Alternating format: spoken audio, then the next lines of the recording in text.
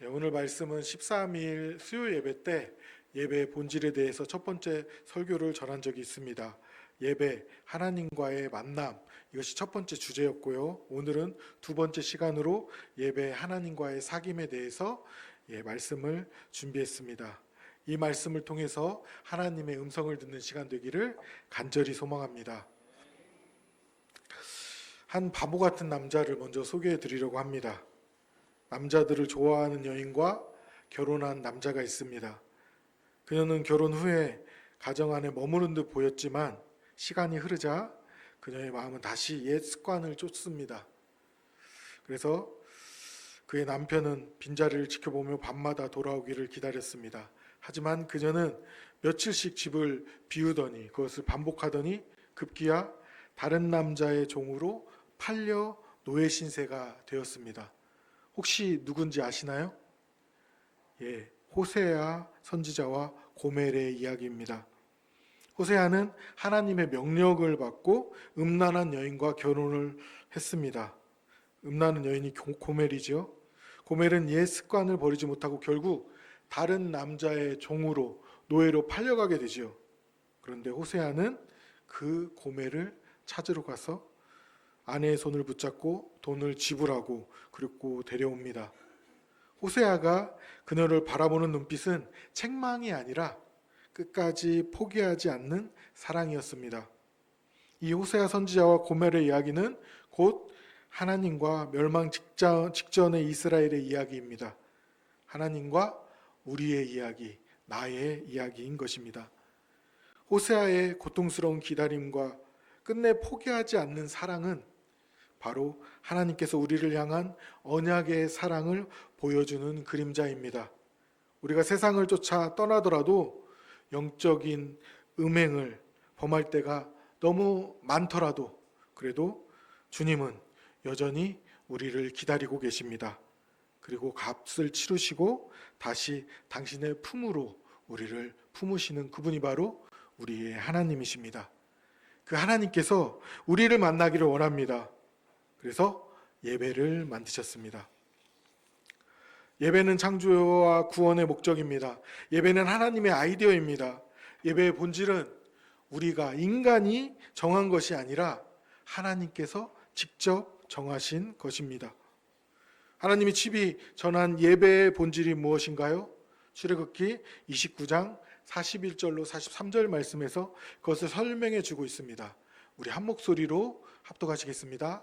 한 어린 양은 저녁 때 아침에 한 것처럼 소제와 전제를 그것과 함께 드려 향기로운 냄새가 되게 하여 여호와께 화제로 삼을지니 이는 너희가 대대로 여호와 앞 회당문에서 늘 드릴 번제라.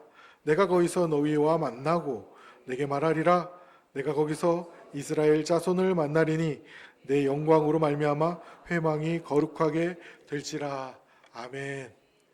이곳에 수요 예배 13일 수요 예배 드리신 분 중에 혹시 기억하시는 분도 계실 것 같습니다. 어린 양을 주님께 올려서 드리는 것은 번제입니다.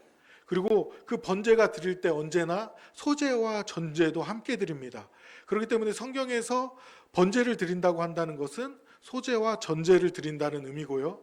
또한 소제를 드린다는 것도 번제와 전제도 함께 드린다는 의미입니다. 그런데 이 번제와 소제와 전제를 어떻게 드리냐면요, 화제로 드립니다. 불에 완전히 태워서 주님께 올려드릴 때 주님께서 우리의 죄를 용서해 주셨습니다. 그렇게 주님께 제사를 드렸습니다. 그렇게 주님께 예배를 드렸습니다. 예배에 드린 목적이 무엇인가요? 바로 하나님과 만나는 데 있습니다. 내가 거기서 너희와 만나고 내가 거기서 이스라엘 자손을 만나리니, 하나님께서는 우리와 만나시기 위해서 예배를 만드셨습니다. 그러면 예배의 본질이 만남이라고 한다면 만나는 이유가 무엇일까요? 있을까요? 없을까요? 분명히 있겠죠. 예배에 대해서 묵상을 하는데 이 본문 말씀이 떠올랐습니다. 창세기 1장 26절로 27절 말씀 우리 같이 다시 한번 합독하시겠습니다. 하나님이 이르시되 우리의 형상을 따라 우리의 모양대로 우리가 사람을 만들고 그들로 바다의 물고기와 하늘의 새와 가축과 온 땅과 땅에 기는 모든 것을 다스리게 하자 하시고, 하나님이 자기 형상 곧 하나님의 형상대로 사람을 창조하시되 남자와 여자를 창조하시고. 아멘. 이 말씀을 자세히 보시면 하나님께서 인간을 어떻게 지으셨죠? 말씀을 더 이렇게 올려주시기를 바랍니다. 우리의 형상대로, 우리의 형상에 따라 하나님께서 인간을 창조하셨습니다. 그러면 왜 하나님께서 하나님의 형상대로, 하나님의 형상에 따라 인간을 지으셨을까요? 하나님의 형상대로 창조하신 이유는 무엇일까요? 알렉산더 슈메만이라는 신학자가 이렇게 정의를 했습니다. 오직 인간만이 하나님이 주신 복에 대해 찬양으로 응답할 수 있는 존재다. 왜 인간만이 하나님이 주신 복으로 찬양할 수 있을까요? 그것은 하나님의 형상으로 지음을 받았기 때문입니다. 사자와 호랑이와 다람쥐와 짐승, 그리고 정말 아름다운 식물과 그리고 동물들이 있습니다. 어떻게 이것을 창조하셨지 너무 감탄스러운 그런 동물들이 있습니다. 구경을 하다가 때로는 맹수를 만나기도 합니다. 곰을 만나거나. 그러면 어떻게 해야 되나요? 도망가야 되죠. 거기서부터는 무조건 도망가야 되죠. 그런데 그러한 맹수라고 할지라도 절대로 하나님께 응답할 수가 없습니다. 왜냐하면 하나님의 형상대로 지음을 받지 못했기 때문입니다. 오직 인간만 응답할 수가 있습니다. 왜냐고요? 하나님의 형상대로 창조되었기 때문입니다. 그러므로 하나님의 형상대로 인간을 지으신 이유는 사귀기 위해서입니다. 하나님께서는 그냥 하나님의 형상대로 지으신 것이 아니라 인간과 교제하기 위해서, 사귀기 위해서 하나님께서 인간을 창조하신 것입니다. 그래서 폴 훌이라는 신학자가 예배를 이렇게 정의를 했습니다. 예배란 하나님의 계시에 대한 인간의 응답이다. 감춰져 있는 것이 드러난 것이 바로 계시입니다. 베일에 쌓여 있는 것이 드러나는 것을 계시라고 하는데요. 하나님께서는 당신 자신을 성경에 계시해 놓으셨습니다. 성경이 아니고서는 우리는 하나님을 알 수가 없습니다. 그리고 하나님께서는 예배를 통해서 당신을 드러내십니다. 예수 그리스도를 드러내십니다. 성령님을 드러내십니다. 자기 자신을 온전히 드러내십니다. 예배를 통해서 다 드러내십니다. 그리고 예배자들은 하나님의 계시에 대해서 찬양으로 응답합니다. 기도로 응답합니다. 감사로 응답합니다. 그리고 예물로 주님께 응답합니다. 이것이 바로 사귐이라는 것입니다. 하나님께서는 인간을 하나님의 형상대로 창조하지 않으셨다라면 이런 사귐이 불가능합니다. 하나님은 예배를 통해서 당신의 자녀들과 사귐을 갖기를 원하십니다. 바로 사귐을 위해 하나님은 인간을 당신의 형상으로 창조하신 것입니다. 그래서 제임스 화이트라는 신학자는 기독교 예배에 대해서 이렇게 정의하고 있습니다. 기독교 예배는 예수 그리스도 안에서 그리고 그를 통하여 예수 그리스도를 통하여 하나님을 알게 되고 이 알에 따라 응답함으로써 가장 심오한 경지에서 실제에 접근하려는 신중한 행동들이다. 참 번역을 어렵게 해놨습니다. 그런데 어려울 거 없습니다. 하나님의 형상대로 창조되지 않았더라면 하나님을 알 수도 없고 그리고 알에 따라서 응답할 수도 없다는 말씀입니다. 심오한 경지에서 실제로 접근하여서 신중한 행동들을 할 수 없다는 이야기입니다. 그러면 가장 심오한 경지에 이르는 실제적인 행동들은 어떤 의미냐면요, 예배는 신비적인 사건이라는 것입니다. 왜냐하면 하나님 자체가 신비로우신 분이기 때문입니다. 우리는 신비로우신 그 하나님을 예배를 통하여 실제적으로 만날 수 있습니다. 하나님께서는 예배를 통하여 신비로운 당신을 우리에게 계시해 주십니다. 예배자들을 만나 주시는 것입니다. 개미가 어떻게 인간을 이해할 수 있나요? 하물며 인간이 어떻게 천지 만물을 말씀으로 창조하신 하나님을 알 수가 있겠습니까? 그런데 하나님께서 예배를 통하여 당신을 우리에게 계시해 주신다는 것입니다. 실제적으로 만나 주신다는 것입니다. 우리 한 영혼 한 영혼을 만나 주십니다. 여기서 하나님과 이렇게 하나님의 신연을 만날 수 있는 것입니다. 하나님과 사귈 수 있는 것입니다. 이 은혜가 저와 성도님들 가정에 있기를 간절히 소망합니다. 하나님의 형상대로 창조되지 않았으면 이것은 불가능한 일입니다. 인간을 하나님의 형상대로 창조하신 이유는 바로 이 사귐 때문입니다. 하나님의 형상대로 인간을 지으신 모습에서 우리는 예배의 본질을 깨달을 수 있습니다. 발견할 수 있습니다. 예배의 본질은 만남입니다. 만남은 사귐을 위해서입니다. 우리는 예배를 통해서 하나님과 심오한 만남을 가질 수 있습니다. 그러므로 예배의 본질은 만남이요 사귐입니다. 지금까지 우리는 예배의 본질에 대해서 하나님께서 인간을 지으실 때 당신의 형상으로 지으신 모습을 통해서 살펴봤습니다. 이제 이번에는 우리의 부르신 목적을 통해서 예배의 본질이 사귐의 근거가 되는 것을 살펴보기를 원합니다. 고린도전서 1장 9절 말씀에서 이것을 설명하고 있습니다. 합독하겠습니다.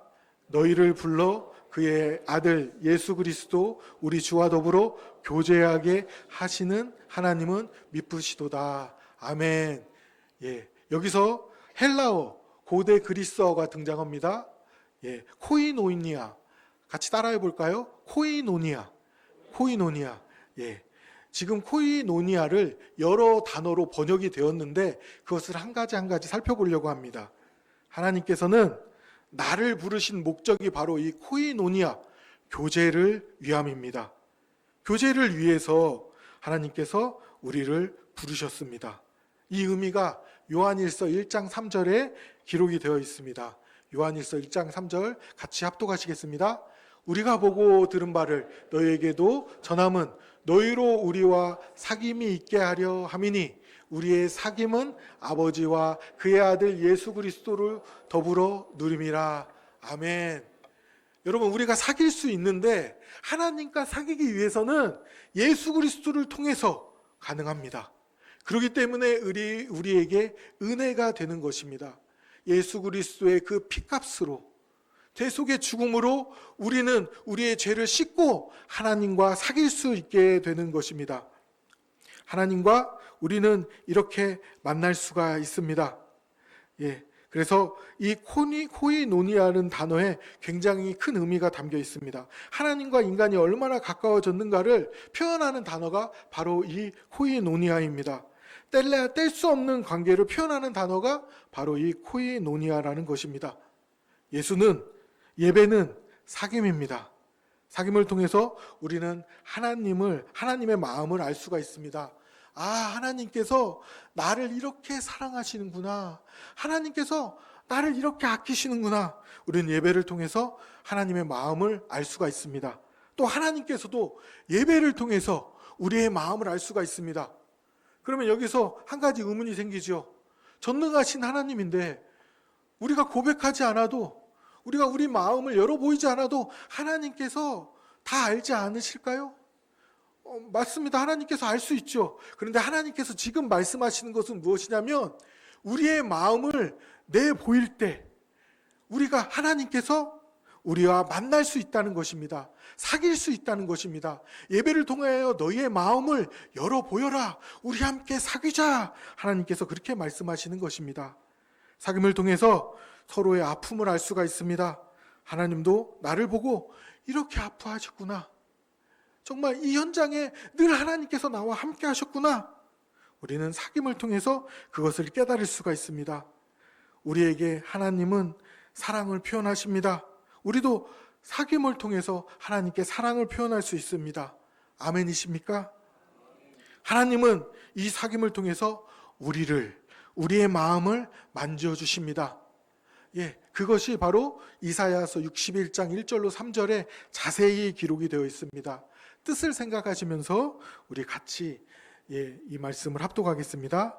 주 여호와의 영이 내게 내리셨으니 이는 여호와께서 내게 기름을 부으사 가난한 자에게 아름다운 소식을 전하게 하려 하심이라.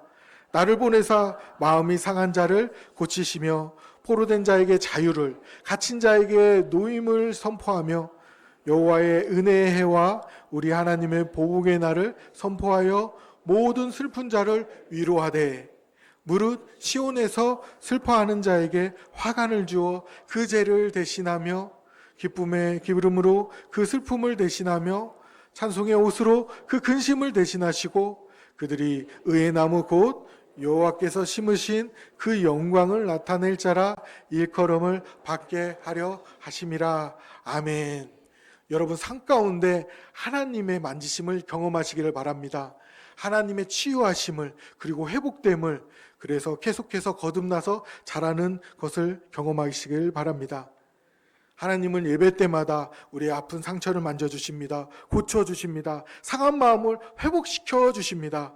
슬픔 대신에 희락의 기름을 부어주십니다. 그리고 찬송의 옷을 입혀주십니다. 그리고 의의 나무를, 예수 그리스도의 성품을 닮아가게 하셔서 우리로 하나님께 영광 올려드리게 하십니다.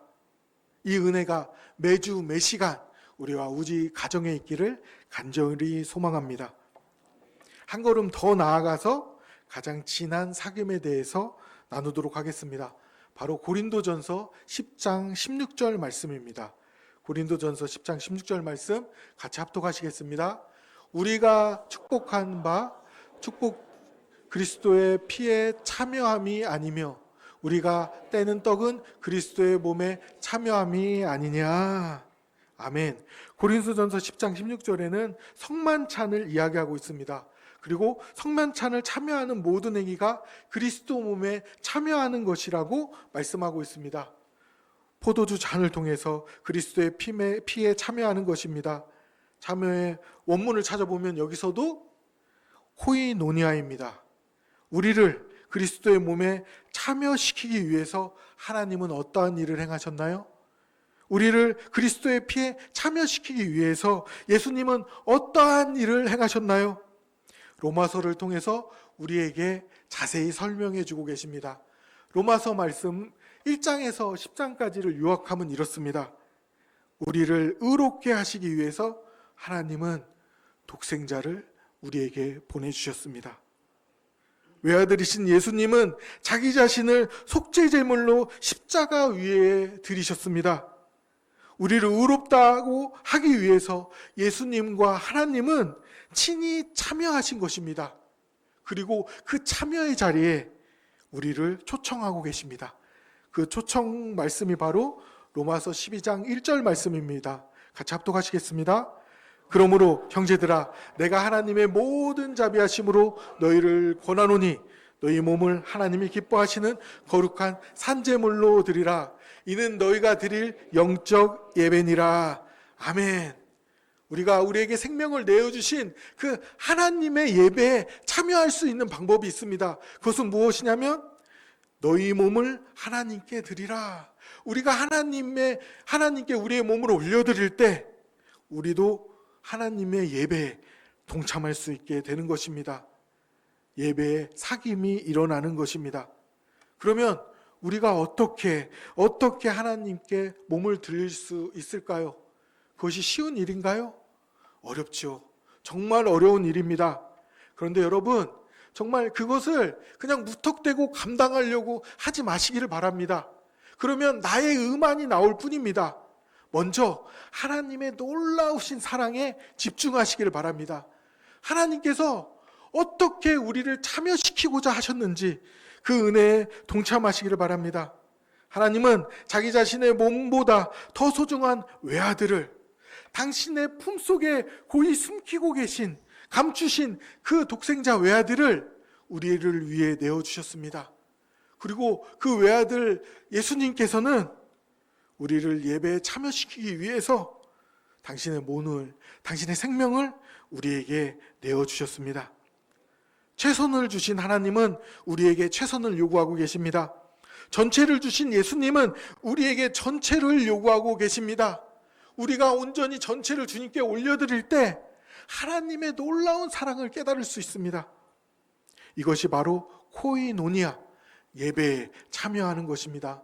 전부를 주신 예수님께 우리의 전부를 올려드릴 때 하나님과 사귐이 일어나는 것입니다. 그러므로 예배의 본질이 사귐입니다. 사귐은 최선을 드리고 최선을 받는 것입니다. 이것이 바로 사귐입니다. 이 사귐이 의미가 굉장히 넓습니다. 로마서 15장 26절을 보면 우리가 가끔 시험에 들 수 있는 구절이 나옵니다. 우리 같이 15장 26절 말씀 합독합니다. 이는 마게도냐와 아가야 사람들이 예루살렘 성도 중 가난한 자들을 위하여 기쁘게 얼마를 연보하였음이라. 아멘. 기쁨으로 얼마를 연보하는 것, 이것이 바로 참여, 코이노니아, 그렇게 설명하고 있습니다. 어떻게 연보가 사귐으로 표현될 수 있을까요? 먼저 마태복음 6장 21절 말씀을 같이 보시기를 원합니다. 내 보물이 있는 그곳에 내 마음도 있느니라. 우리가 부인하고 싶지만 부인할 수 없는 말씀입니다. 물질이 있는 그곳에 내 마음이 있습니다. 마음이 가는 곳에 물질이 가고 물질이 가는 곳에 마음이 갑니다. 그래서 헌금하는 그것이 하나님을 사랑하는 마음을 드리는 것입니다. 하나님을 사랑하는 것이 곧 이웃을 사랑하는 것이라고 하였습니다. 너희가 나를 정말 사랑하느냐? 그러면 네 이웃을 네 자신과 같이 사랑해라 말씀하셨습니다. 그렇기 때문에 내가 만약에 이웃을 사랑하지 않는다면 하나님을 사랑하지 않는다는 것이죠. 그런데 내 이웃이 굶주림 속에 죽어갑니다. 내 이웃이 정말 그 큰 고통 속에서 도움을 간절히 원하고 있습니다. 그렇기 때문에 우리는 그들을 사랑하기 때문에 하나님께 예물을 올려드리는 것입니다. 그것이 바로 코이노니아, 하나님 예배에 동참하는 것입니다. 예배는 만남입니다. 예배는 사귐입니다. 예배를 통해서 하나님을 만나고 계십니까? 예배를 통해서 하나님과 사귐이 이루어지고 있습니까? 기도를 했는데, 설교를 들었는데, 찬양을 했는데 사귐이 이루어지지 않는다면 예배의 본질을 놓치고 있는 것입니다. 하나님과의 진정한 사귐을 위해서 이 시간 특별히 두 구절을 가슴에 새기시기를 바랍니다. 먼저 사무엘상 15장 22절 말씀입니다. 사무엘상 15장 22절 말씀 같이 합독합니다.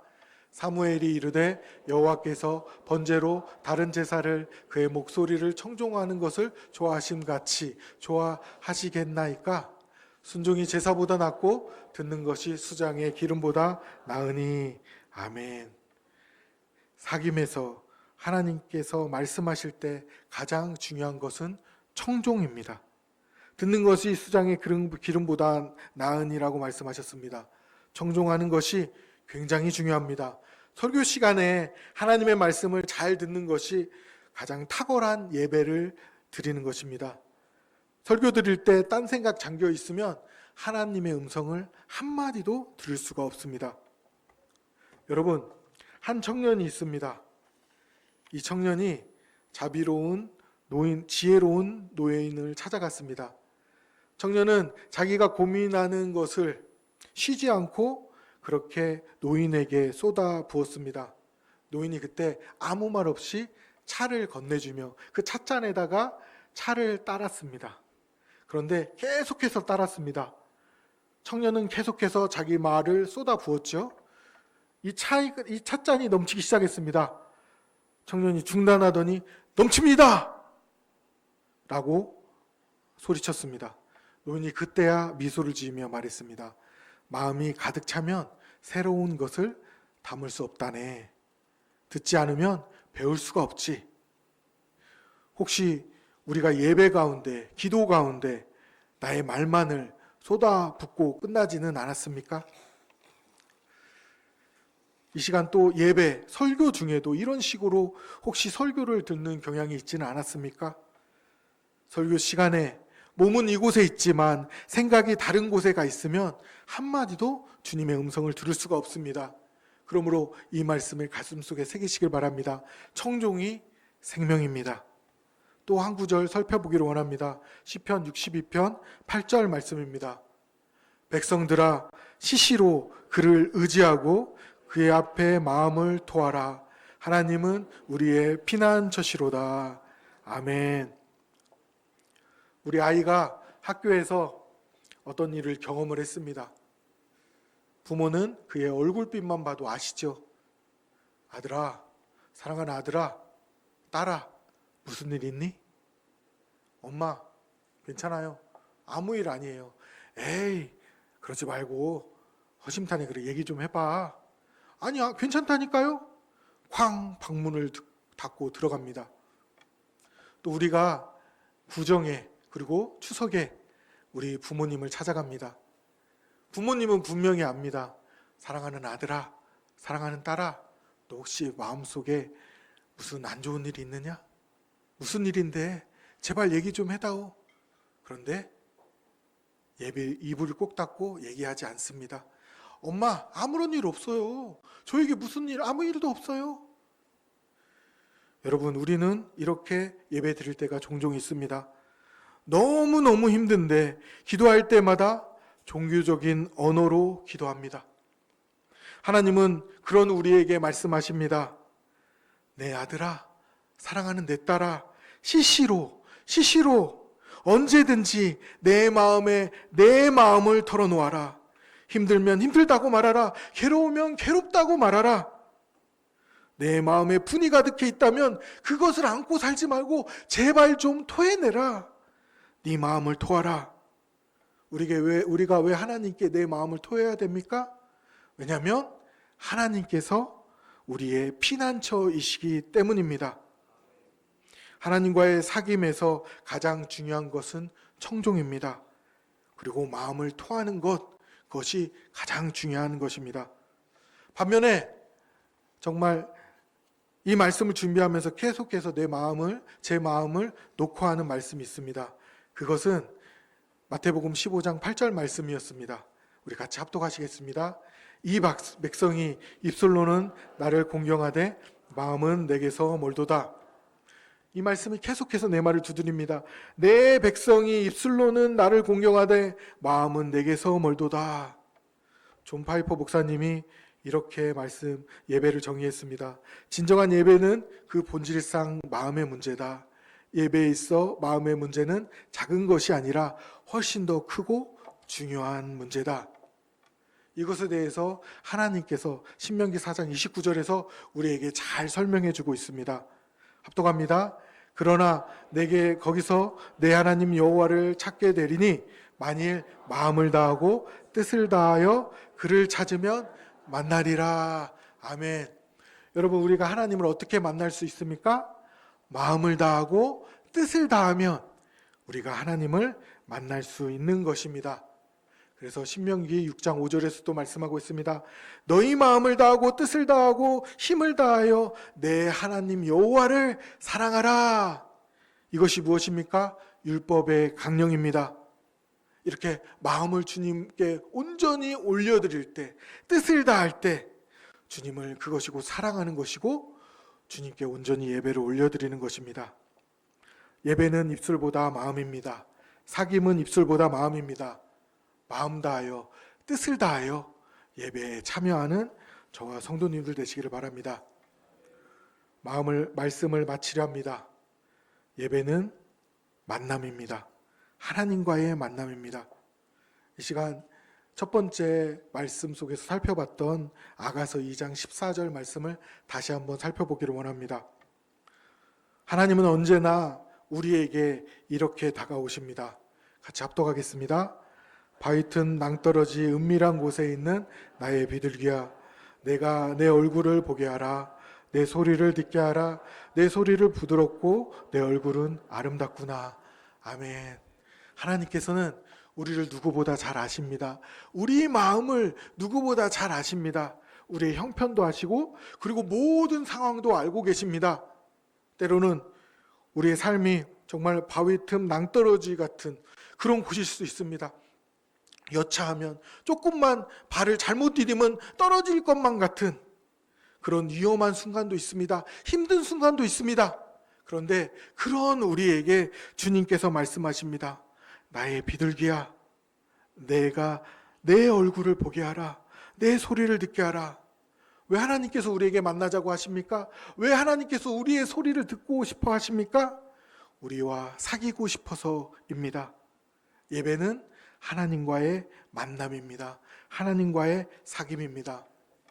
사랑하는 성도 여러분, 예배 드릴 때마다 하나님과 사귀고 계십니까?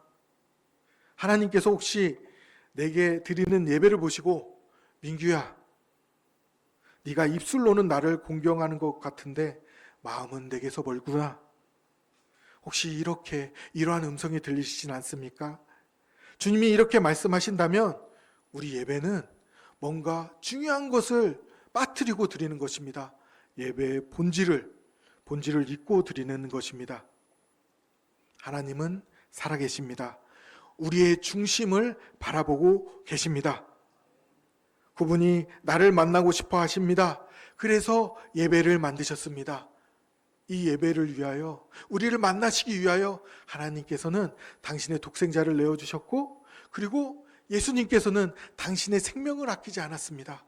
그 예배에 내 모든 것을 올려드리며, 내 생명까지 올려드리며 주님과 동참하는 그런 시간이 되기를 간절히 소망합니다. 주님과 더욱더 깊이 사귐을 올려드리는 주님께 그런 예배의 시간이 되기를 바랍니다. 이 시간 주님께 기도드리겠습니다.